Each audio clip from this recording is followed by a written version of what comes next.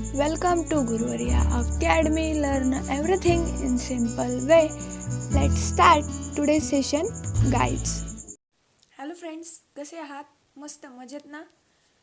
यापूर्वीच्या सेशनमध्ये आपण प्लांट्स, त्यांचं फंक्शन, त्यांचं स्ट्रक्चर, ते कशा पद्धतीने वर्क करतात, कसे आढळतात किंवा त्यांचे जे काही बॉडी पार्ट्स आहेत ते बॉडी पार्ट्स कशा पद्धतीने फंक्शन करतात, वेगवेगळे स्ट्रक्चर त्यांच्यामध्ये कशा पद्धतीने प्रेझेंट असतात हे पाहिले. आपल्याला आजच्या सेशनमध्ये प्रॉपर्टीज ऑफ नॅचरल रिसोर्सेस हा चॅप्टर पाहिजे आहे. प्रॉपर्टीज म्हणजे वैशिष्ट्य. तुम्ही म्हणाल नॅचरल रिसोर्सेसचे वैशिष्ट्य काय असतात? आपण आपल्या सभोवताली अवतीभोवती बऱ्याचशा नॅचरल रिसोर्सेस पाहतो. नॅचरल रिसोर्सेस म्हणजे काय? जे काही रिसोर्सेस किंवा जे काही वस्तू, जे काही थिंग्स आपल्याला नेचरमधून अवेलेबल होतात किंवा ते नॅचरली तयार होतात त्यांना नॅचरल रिसोर्सेस असं म्हणतात. तर जे काही नॅचरल रिसोर्सेस आहेत त्यामध्ये एअर, वॉटर, लँड ह्या सर्व गोष्टी येतात. तर नॅचरल रिसोर्सेसच्या काय काय प्रॉपर्टी आहेत हे आपल्याला या चॅप्टरमध्ये पाहायचे. चला तर मग आता आपण चॅप्टरला सुरुवात करूया. Let's recall. चला आठवूया. काय आठवायचे आपल्याला पाहूया. Which are the gases present in air. एअरमध्ये कोणते कोणते गॅसेस प्रेझेंट असतात? Why is air called a homogeneous mixture? The gases present in air are carbon dioxide, carbon monoxide, nitrogen, oxygen, argon असे बरेचसे गॅसेस एअरमध्ये प्रेझेंट असतात. Why is air called a homogeneous mixture? हवेला homogeneous mixture असं का बरं म्हटलं जातं? Here homo means same, geneous means different. जे काही डिफरंट टाईप्सचे गॅसेस आहेत त्यांचं इक्वल प्रपोर्शनमध्ये जे काही मिक्सचर आहे ते एअरमध्ये आढळतं, म्हणून एअरला होमोजिनियस मिक्सचर असं म्हटलं जातं. Question number second. What are the uses of various gases in the air? एअरमध्ये हे जे काही व्हेरियस गॅसेस आढळतात त्यांचे काय युजेस आहेत? The various gases in air are useful for everyone. The gases like oxygen helps us for respiration, CO2 helps the plants for photosynthesis or fire extinction, or also oxygen helps in the combustion of fire. असे बरेचसे gases आपल्याला useful आहेत. First of all, we have to see the first point of the chapter, that is properties of air. एअरचे काय properties आहेत हे आपल्याला आता पाहायचं आहे. चला तर मग पाहायला सुरुवात करूया. Air is all around us. We cannot see it at we feel the presence of air. आपल्या अवतीभोवती सर्वत्र हवा असते पण ती आपल्याला दिसत नाही आहे, कारण एअर ही कलरलेस आहे, पण ती आपल्याला जाणवते. तुम्ही म्हणाल कसं जाणवते? समजा तुम्ही जर घराच्या बाहेर थांबलात आणि अचानक असं सोसायटीचा वारा आला तर तुम्हाला तो जाणवतो का नाही आणि दिसतो पण, कारण त्याच्यामध्ये धुळीचे पार्टिकल्स किंवा कण असतात म्हणून. When we inhale air is taken in through the nose. आपण जेव्हा श्वासोश्वास करतो तेव्हा हवा ही आपल्या नाकाद्वारे शरीराच्या आतमध्ये घेतली जाते. If we blow on our hand through our lips, we feel the air. आणि जर आपण आपल्या ओठांनी आपल्या हातांवरती किंवा आपल्या हाताच्या तळव्यावरती फुंकर मारली तर आपल्याला तिथे हवा आहे असं जाणवतं. आता आपल्याला पाहिजे ट्राय धिस. ट्राय धिस म्हणजे आपल्याला काय करायचं आहे पाहूया.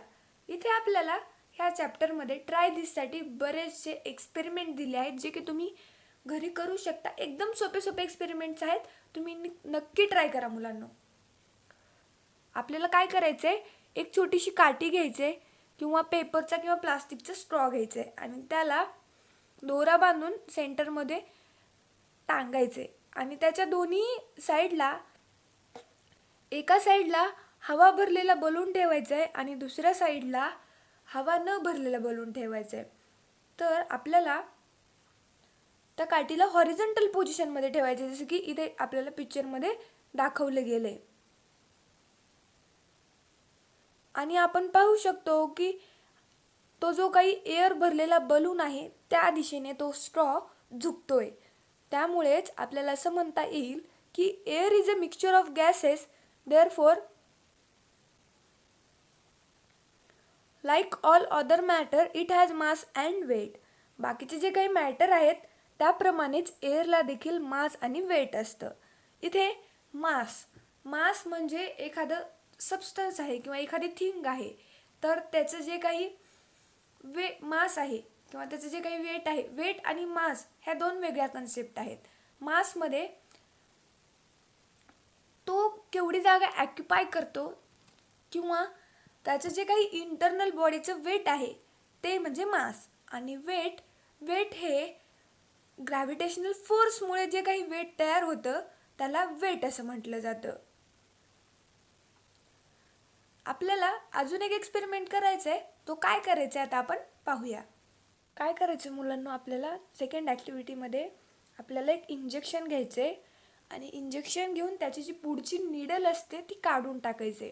ती निडल काढल्यानंतर आपल्याला हा जो काही पिस्टन दिसतोय ह्या पिस्टनला ओढायचं आहे आणि त्यानंतर इथे दाखवल्याप्रमाणे अशा प्रकारे थंब ठेवून त्याला ओढायचं आहे. तुम्हाला काय बरं जाणवेल, तर आपल्याला असं जाणवेल की आपण अगोदर थंब न ठेवता ओढलेला पिस्टन हा सहजपणे ओढू शकतो.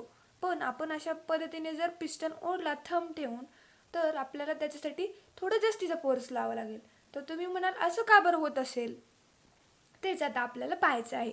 The molecules of the gases in the air are in constant motion. When these molecules strike a body, they create pressure on body. This is the pressure of air that we call atmospheric pressure. आणि काय होतं, हे जे काही गॅसचे molecules असतात एअरमधले ते काय असतात, कॉन्स्टंट मोशन्समध्ये असतात. म्हणजे त्यांची हालचाल नसते, ते एकदम स्टेडी असतात. जेव्हा ते मॉलिक्युल्स एखाद्या बॉडीला जाऊन धडकतात तेव्हा तिथे त्या बॉडीवरती ते प्रेशर निर्माण करत असतात आणि याच प्रेशर ऑफ एअरला आपण ॲटमॉस्फेरिक प्रेशर असं म्हणतो. म्हणजे समजा इथे आपण असा एक फॅन पुढे जर आपण हात नेला तर आपल्या हातावरती प्रेशर आल्यासारखं आपल्याला वाटतं. तर तुम्ही म्हणाल ते का बरं, तर ते दुसरं तिसरं काही नसून ते फॅनचं प्रेशर असतं. त्याच पद्धतीने ॲटमॉस्फिअरमध्ये देखील प्रेशर असतं आणि ते प्रेशर आपल्याला जाणवतं. On pulling the piston with the inlet hole of syringe closed, more space becomes available to the air in the syringe and it becomes rarefied. आणि आपण जेव्हा हा पिस्टन ओढतो तेव्हा तो जो काही इनलेट असतो, इथे आपल्याला हा इनलेट होल दिसतोय, तो इनलेट होल कम्प्लिटली क्लोज होतो आणि त्याच्यामुळे जी काही एअर ह्या कॅव्हिटीमध्ये भरली जाते ती एअर स्ट्राईक होते, रेरिफाईड होते आणि त्याचाच परिणाम म्हणून काय होते, ही सिरिंजमध्ये प्रेशर होतो आणि सिरिंज ही लोवर्ड बनते. Comparatively the pressure of the outside air is very high. आणि याच्या तुलनेमध्ये जे काही आउटसाईडचं प्रेशर असतं ते खूप जास्त असतं. That is why when the pulled out piston is released it is immediately pushed in. आणि आपण जेव्हा पिस्टन बाहेर ओढतो तेव्हा ते आपोआप मध्ये ढकललं जातं. If this experiment is repeated holding the syringe in different position like vertical, horizontal or inclined, the piston is found to go into the same extent in all the cases. आणि जर आपण ही जे काही एक्सपेरिमेंट केला तो आपण vertical पोझिशनमध्ये, horizontal पोझिशनमध्ये किंवा inclined पोझिशनमध्ये केलं तरीसुद्धा आपल्याला ही प्रोसेस सर्व ठिकाणी सारखी राहील. From this we can infer that atmospheric pressure is the same in all directions. आणि याच्यावरनं आपण असं ठरवू शकतो की हे जे काही ॲटमॉस्फिअरचं प्रेशर आहे ते सर्व डायरेक्शन्समध्ये सेम आहे. फाइंड आउट, आपल्याला शोधायचं आहे. काय शोधायचं आहे आपल्याला पाहूयात. Is there any atmospheric pressure on the moon? मूनवरती ॲटमॉस्फिअरिक प्रेशर आहे का? मूनवरती जर ॲटमॉस्फिअरिक प्रेशर असतं तर आपण तिथे हवेत तरंगलो नसतो किंवा तिथे ग्रॅव्हिटीसुद्धा प्रेझेंट असली असती आणि आपण मूनवरती राहूसुद्धा शकलो असतो. डू यू नो, माहिती आहे का तुम्हाला? काय माहिती आहे का आपल्याला? पाहूया. Under ordinary conditions atmospheric pressure at sea level is about 1,0400 newtons per square metre. It can be measured with the help of barometer. आणि हे जे काही आपण ॲटमॉस्फिअरिक प्रेशर मोजतोय ते बॅरोमीटरच्या मदतीने मोजतोय. आणि हे जे काही बॅरोमीटर आहे ते म्हणजे ते एक इन्स्ट्रुमेंट असतं ज्याद्वारे हे जे काही ॲटमॉस्फिअरिक प्रेशर आहे ते मेजर केलं जातं. As we go higher above sea level atmospheric pressure decreases. आणि जसजसं आपण सी लेवलपेक्षा वरे जाऊ तसं तसं ॲटमॉस्फिअरिक प्रेशर डिक्रीज होत जातं. अ लिटल फन, थोडीशी मजा आपल्याला करायची आहे. Place a paper of cardboard on the mouth of the glass field completely with water. काय करायचं आहे, आपल्याला एक छोटासा कागदाचा पुठ्ठा घ्यायचा आहे आणि तो कम्प्लिटली फिल्ड वॉटर ग्लासवर ठेवायचा आहे. फर्मली आपल्याला त्या कार्डबोर्डला ग्लासवरती तसंच ठेवायचं आहे आणि पटकन ग्लास उलटा करायचा आहे. तर तुम्हाला काय जाणवेल, तुम्हाला काय दिसेल? आणि त्यापैकी आपल्याला तो जो कार्डबोर्ड आहे तो बाजूला काढायचा आहे आणि तो ग्लास आपल्या हातावरती पटकन ठेवून द्यायचा आहे. तर तुम्हाला काय जाणवेल किंवा काय दिसेल? आपल्याला असं दिसेल की तो ग्लास आपल्या हातावरती प्रेशर निर्माण करतोय आणि तो ग्लास आपल्या हाताला चिटकलेला असेल. तुम्ही म्हणाल असं का? तर त्याच्यामध्ये जे काही एअर कॅव्हिटी होती ती निघून गेली आहे आणि विदाऊट एअरमुळं तेथे स्पेस नसल्यामुळे तो ग्लास आपल्या हाताला फर्मली चिटकून असतो. Now we have to see the great scientist. कोणत्या शास्त्रज्ञांनी कोणता शोध लावला यासाठी आपल्याला ग्रेट सायंटिस्ट नावाचा हा जो कॉलम आहे तो दिला जातो. चला तर मग आता पाहूया. In 1726 the Swedish scientist Daniel Bernoulli put forth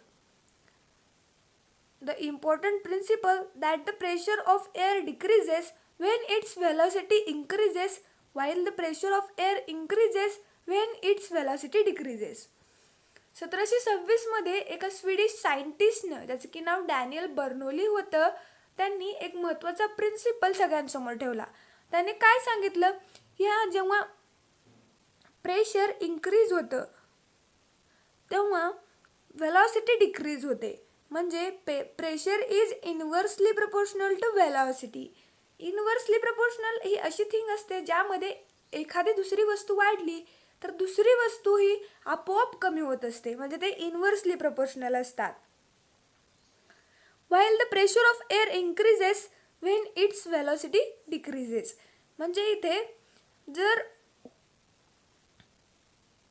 pressure एअरचं decrease झालं तर वेलोसिटी वाढणार आणि एअरचं प्रेशर इन्क्रीज झालं तर वेलोसिटी डिक्रीज होणार. म्हणजे हे दोन एकमेकाला इन्व्हर्सली प्रपोर्शनल आहेत.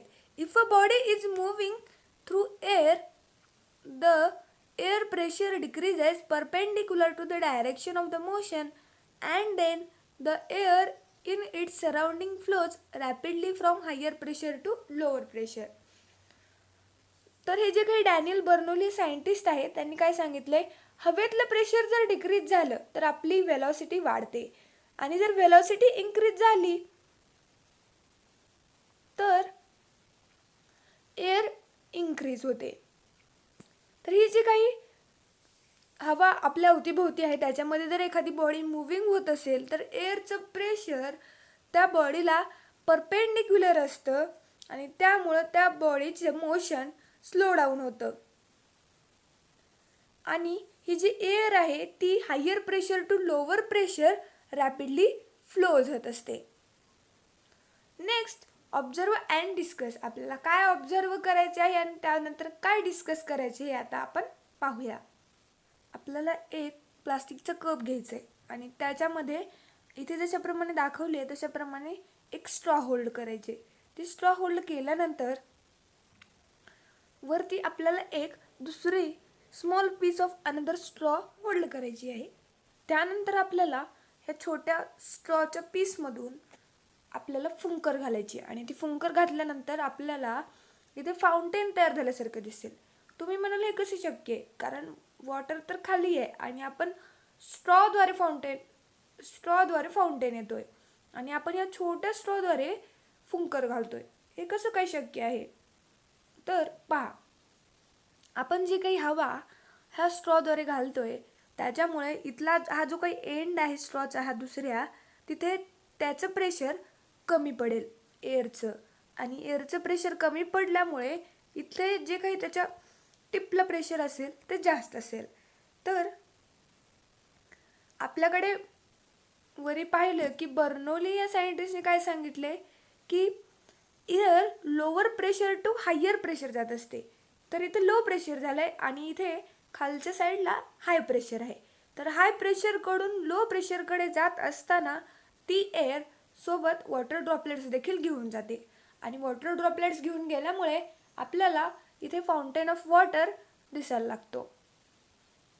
तर यावरून आपल्याला काय समजतं की air flows from higher level to lower level.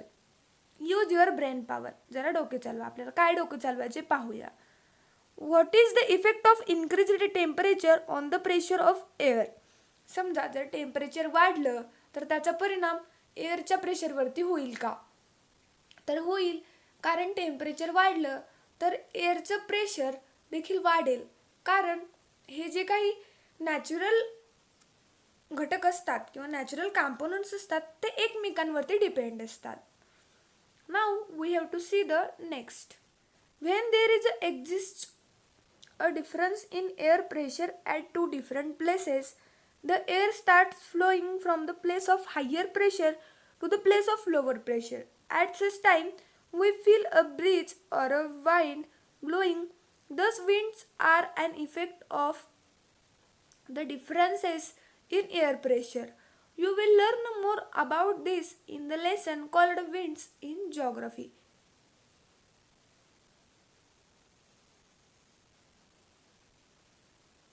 आपण पाहिलं की ह्या बर्नौली या सायंटिस्टच्या प्रिन्सिपलनुसार आपले जे काही एअर असते ती higher level to lower level जात असते आणि आपण काही वेळा पाहतो की आपल्याला मंदशी झुळूक आल्यासारखी वाऱ्याची लाट आल्यासारखी आपल्याला जाणवते किंवा पाहायला भेटते कधी कधी.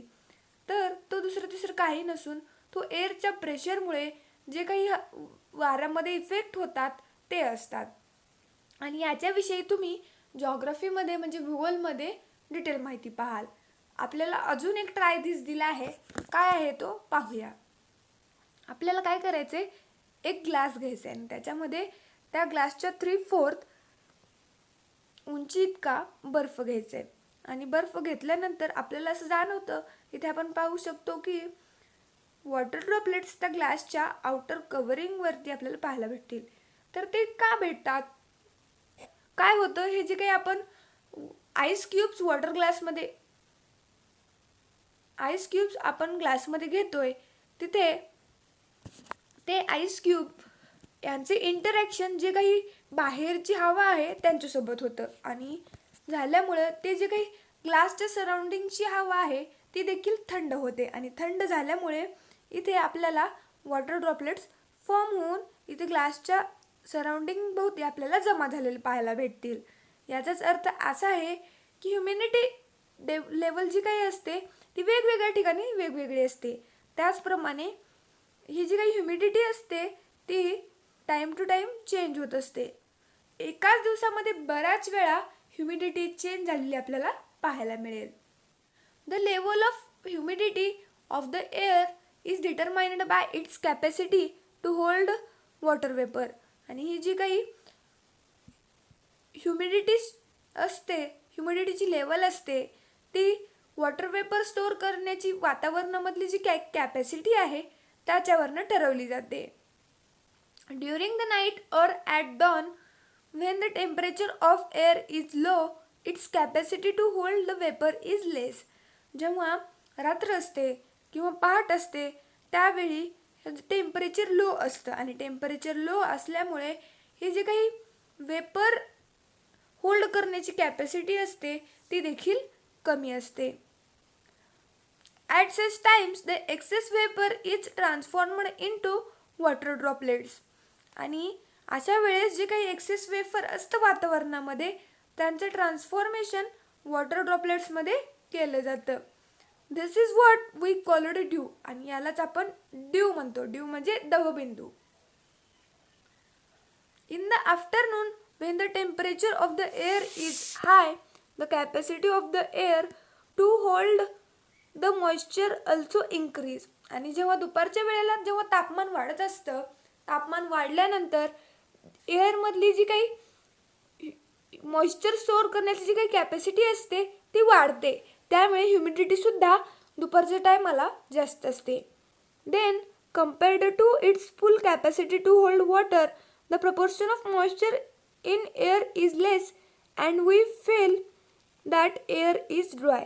आणि त्याच्यामुळं जे काही मॉइश्चरचं प्रपोर्शन असतं एअरमध्ये ते कमी होत जातं आणि त्याच्यामुळेच आपल्याला ही एअर ड्राय वाटत असते. The proportion of water vapour in the air is high during the monsoon and in coastal areas. As a result we feel the dampness or humidity.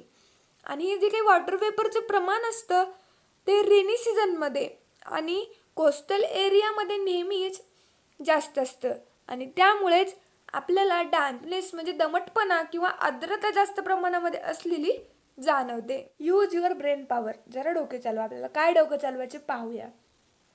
काय करायचं आहे आपल्याला, झाकण नसलेली एक रिकामी बॉटल स्लांटिंग पोझिशनमध्ये पाण्यामध्ये ठेवायची आहे आणि काय होते ते ऑब्झर्व करायचं आहे. तर इथे आपण पाहू शकतो ही जी वॉटर बॉटलची पोझिशन आहे ती स्लांटिंग आहे, म्हणजे अशी निमुळती किंवा तिरकी असं आपण म्हणू शकतो त्याला. अशा पद्धतीने तुम्हाला ठेवायचं आहे आणि ऑब्झर्वेशन करायचं आहे की काय होते.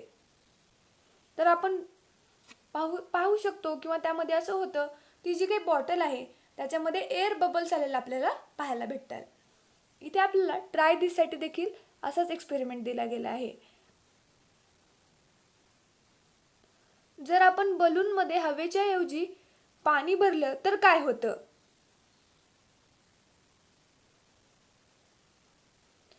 We come to know from activities above, the air has properties like occupying space, having a certain volume, having mass and weight. आणि वरचे जे काही एक्सपेरिमेंट आहेत त्याच्यावरून आपल्याला असं आढळतं किंवा असं लक्षात येतं की एअरकडे अशा प्रॉपर्टीज आहेत जसे की स्पेस ऑक्युपाय करणं, त्याचप्रमाणे व्हॉल्यूम आणि मास, वेट यासारख्या प्रॉपर्टी देखील आहेत. Air is a mixture of very fine particles of some gases, dust, smoke and moisture. आणि ही जी एअर आहे ती फाईन पार्टिकल्सचं, डस्टचं, स्मोकचं आणि मॉइश्चरचं मिक्सचर आहे. When rays of the light falls on these minute particles, आणि जेव्हा जे काही सनरेज असतात ते मायन्यूट पार्टिकल्सवरती, मायन्यूट म्हणजे सूक्ष्म स्मॉल पार्टिकल्सवरती जेव्हा पडतात, the particles spread the light in all the directions. आणि हे जे काही मायन्यूट पार्टिकल्स असतात ते आपल्याला दूरवर पसरले गेलेले पाहायला भेटतील. This natural phenomenon is called as scattering of light. आणि हा जो काही नॅचरल फेनॉमिनन आहे त्याला स्कॅटरिंग ऑफ लाईट असं म्हटलं जातं. म्हणजे आपण पाहतो की एखाद्या विंडोमधून किंवा कुठून तरी छिद्रातून सनरेज आलेले असतात आणि ती सनरेज आल्यानंतर त्यामध्ये आपल्याला असे छोटे छोटे डस्ट पार्टिकल्स स्कॅटर झालेले आपल्याला पाहायला भेटतील. आणि ते स्कॅटर झालेले जे काही डस्ट पार्टिकल असतात लाईटच्या मदतीने त्याला स्कॅटरिंग ऑफ लाईट असं म्हटलं जातं. The next we have to see that temperature regulation. टेम्परेचरचं रेग्युलेशन कशा पद्धतीनं केलं जातं ते आता आपल्याला पाहायचं आहे. चला तर मग पाहूया. टेम्परेचर रेग्युलेशन म्हणजे जे काही आपल्या ॲटमॉस्फिअरमधलं टेम्परेचर असतं त्याचं रेग्युलेशन कशा पद्धतीनं केलं जातं हे आता आपल्याला पाहायचं आहे. The earth receives energy from the sun. आपण अर्थवरती राहतो, म्हणजे आपल्या अर्थला जी काही एनर्जी भेटते ती एनर्जी आपल्याला सनपासून भेटते. तुम्ही म्हणाल कसं भेटते, तर एनर्जी आपल्याला लाईटच्या फॉर्ममध्ये भेटते आणि त्या लाईट एनर्जीचं आपल्याकडे कन्व्हर्जन प्लांट्स हे वेगवेगळ्या फॉर्ममध्ये करत असतात. आपण पाहतो की जे काही एनर्जीज असतात त्यांच्या एका फॉर्ममधून दुसऱ्या फॉर्ममध्ये ट्रान्समिशन करणं हे खूप सोपं असतं. This energy is reflected by the earth in the form of heat. आणि ही जी काही एनर्जी आपल्याला सनपासून भेटते त्याचं रिफ्लेक्शन केलं जातं, ते रिफ्लेक्ट होतं ते हीटच्या फॉर्ममध्ये. The constituents of air surroundings the earth such as water vapour, carbon dioxide. आणि हे जे काही आपल्या अवतीभोवती असलेली जी काही अर्थच्या अवतीभोवती असलेली जी काही एअर पार्टिकल्स आहेत त्यांच्यामध्ये वॉटर वेपर, कार्बन डायऑक्साईड, त्याचप्रमाणे जी काही हीट ॲब्झॉर्ब केली जाते ती आपल्याला कॉन्स्टिट्युएंट ऑफ एअर म्हणून सांगता येतील. As a result the earth surface remains warm and thereby become suitable for the living world on the earth. आणि त्यामुळं काय होतं, हा जो काही पृथ्वीचा अर्थ सरफेस आहे, पृथ्वीचा जो काही सरफेस आहे तो लिव्हिंग वर्ल्डला राहण्यासाठी सुटेबल होतो. If there were no air on the earth, जर पृथ्वीवरती हवा नसती तर average temperature of the earth surface would have been very low. तर काय झालं असतं, आपली जी अर्थ आहे त्याचं टेम्परेचर खूप कमी होत गेलं असतं किंवा खूप कमी असतं. कारण जर आपल्याला हीट भेटली नसती तर त्या हीटचं transmission in the form of एअरमध्ये त्याचं जे काही ट्रान्समिशन आहे ते केलं गेलं नसतं. आणि त्यामुळे ते केलं गेलं नसतं तर टेम्परेचर वाढलं नसतं. त्यामुळं हे जे काही टेम्परेचर रेग्युलेशनचं काम असतं ती देखील एअर करते. Next point is transmission of sound. तुम्हाला माहिती आहे साऊंडची एक प्रॉपर्टी आहे, ती प्रॉपर्टी म्हणजे साऊंडचे जे काही रेज असतात ते एका पॉईंटपासून दुसऱ्या पॉईंटपर्यंत जाण्यासाठी एका मीडियमची गरज असते. आणि तो मीडियम आपल्या पृथ्वीवरती एअर सगळ्यात जास्त मोठ्या प्रमाणामध्ये आढळतो. इथे जिथे आपण बसलोय तिथे ते आपण एखाद्या व्यक्तीला हाक मारतो, तो जो काही साऊंडचा पार्ट आहे त्या व्यक्तीपर्यंत पोहोचण्यासाठी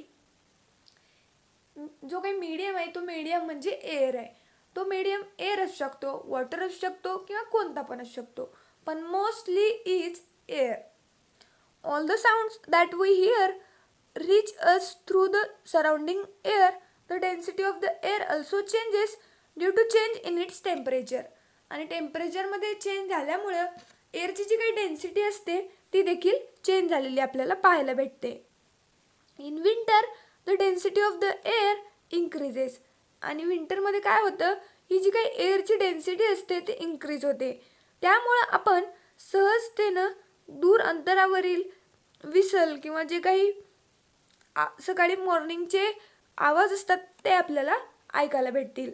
air is useful as a medium for the transmission of sound. आणि ही जी काही एअर आहे ती मीडियम आहे साऊंडचं ट्रान्समिशन करण्यासाठी. एअर जर नसती तर हा साऊंडचं ट्रान्समिशन झालं नसतं किंवा आपली लँग्वेज पुढच्या व्यक्तीला समजणं देखील अवघड झालं असतं. आता इथे आपण एअरच्या प्रॉपर्टीज पाहिल्या आहेत. नेक्स्ट आपल्याला पाहायचं आहे प्रॉपर्टीज ऑफ वॉटर. तर त्या आपण पुढच्या सेशनमध्ये पाहणार आहोत. तर पुढचं सेशन पाहण्यासाठी तुम्हाला आमच्या चॅनलच्या प्लेलिस्टमध्ये जावे लागेल. तिथे तुम्हाला 7th स्टँडर्ड सायन्स ह्या फोल्डरमध्ये तो व्हिडिओ मिळेल, पाहायला विसरू नका. धन्यवाद. Thanks for watching video. जर तुम्ही आमच्या चॅनलला सबस्क्राईब केलं नसेल तर लगेच सबस्क्राईब करा आणि बाजूला असलेल्या बेल आयकॉनवर क्लिक करा, म्हणजेच तुम्हाला आमच्या नवीन व्हिडिओचे अपडेट भेटतील. आणि शेअर करायला विसरू नका, कारण जशी तुम्हाला मदत झाली तशी इतरांना पण होऊ द्या.